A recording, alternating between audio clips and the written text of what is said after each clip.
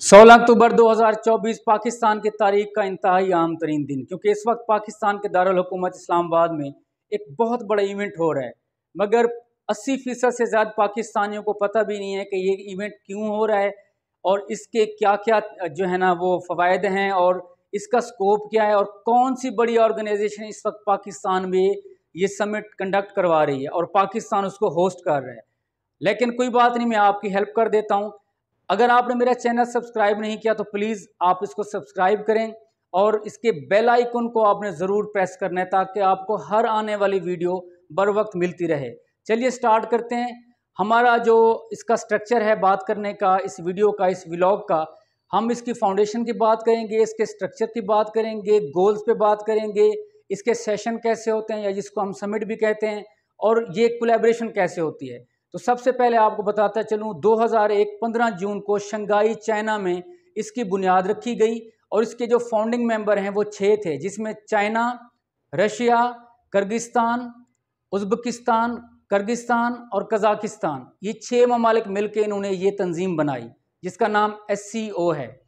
और इसके अलावा over the period of time इसमें 3 और मुल्क शामिल हो गए, जिसमें ईरान, पाकिस्तान और इंडिया। और आपको पता है जहाँ पे पाकिस्तान हो तो इंडिया वहाँ पे लाजमी शामिल हो जाता है, क्योंकि वो चाहता है कि पाकिस्तान पे नज़र भी रखे और जितना पाकिस्तान डेवलप हो रहा है साथ साथ अपनी भी डेवलपमेंट जारी रखे। तो आपकी स्ट्रक्चर आपको बता दिया है। इसकी जो फाउंडिंग मेंबर थे, इसके जो करंट मेंबर हैं, फाउंडिंग मेंबर इसके 6 थे, करंट मेंबर इसके 9 हैं और इसके जो हैं इस वक्त ऑब्जर्वर स्टेट भी हैं 3, जिसमें बेलारूस है, मंगोलिया है और अफ़गानिस्तान। इसके अलावा इसके 14 डायलॉग पार्टनर्स हैं, यानी कि वो मेंबर तो नहीं है लेकिन SCO उनके साथ डिफरेंट एक्टिविटीज़ में, डिफरेंट सेशन में, पैनल डिस्कशन में उनके साथ इन्वॉल्व रहता है। और हो सकता है इन फ्यूचर वो सारे ममालिक भी SCO का हिस्सा हों। जैसे आपको पता है कि खित्ते की पॉलिटिक्स इस वक्त चेंज हो रही है, तो आपको पता है इस वक्त 2 इकनॉमिक पावर हैं, एक चाइना है और एक अमेरिका है। तो इन सारे सिनेरियो में चाइना कोशिश कर रहा है कि SCO को एम्पावर किया जाए और ये बाकी जितने भी जो कंट्रीज़ हैं, जो ख़ास तौर पे एशियन कंट्रीज़ हैं, इनको किसी ना किसी तरह अपनी इस ऑर्गेनाइजेशन का हिस्सा बनाया जाए।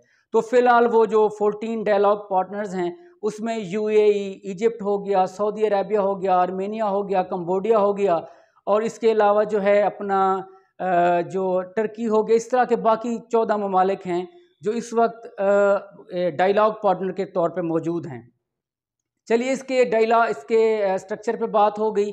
अब इसके ना गोल्स पे बात करते हैं कि इसका बेसिकली काम क्या है। इसका काम है to bring peace in the region, यानी कि खित्ते में आपने पीस सिक्योरिटी को मेंटेन करना है। फिर आपने इन्वायरमेंट पे काम करते हैं मिलके, जिस तरह UN कर रहा है या बाकी UN की जो सब ऑर्गेनाइजेशन कर रही हैं।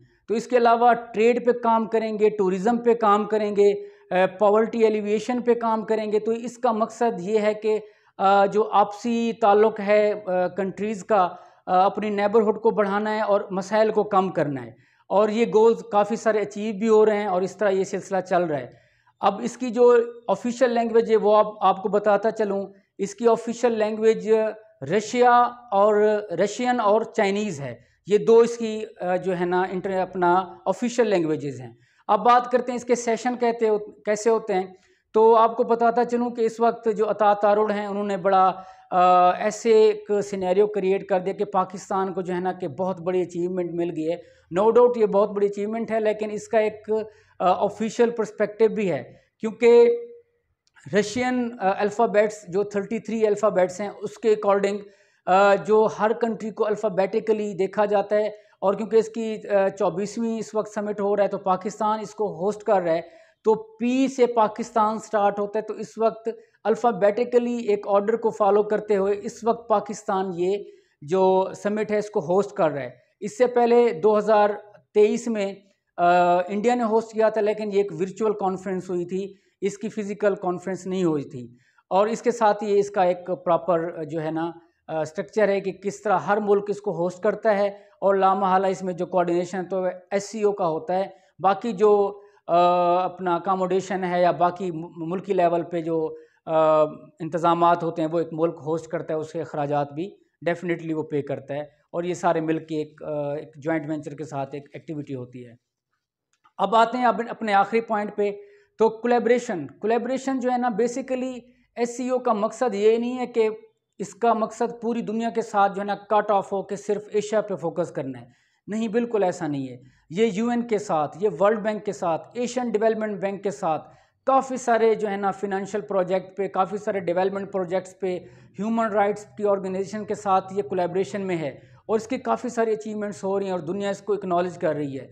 तो इसके साथ साथ मेरे ख्याल में अगर मैं अपनी राय दूं तो ये एशियन कंट्रीज़ के लिए बहुत ज़्यादा एक पावरफुल प्लेटफॉर्म है। और दूसरा, जिस तरह मुस्लिम कंट्रीज़ हैं उनको भी चाहिए कि एससीओ के साथ वो इंटरलिंक हों, ताकि अमेरिका पे जो हमारी डिपेंडेंसी है वो कम से कम हो और हम चाइना के कैंप में शामिल हो जाएं। क्योंकि आपको पता है चाइना एक प्रोग्रेसिव कंट्री है और इस वक्त पूरी दुनिया में चाइना का कोई कॉन्फ्लिक्ट नहीं है, सिवाय एक दो चीज़ों के। वो छोटे मोटे एरियाज़ हैं जिनमें चाइना का थोड़ा बहुत ज़मीनी तनाज़ा है या थोड़े बहुत मामलात हैं जिनको चाइना अपनी टेबल टॉक के ज़रिए उनको रिजॉल्व कर लेता है। क्योंकि चाइना कभी भी वॉर एंड टेरर की तरफ नहीं जाता, टेरर नहीं फैलाता अमेरिका की तरह।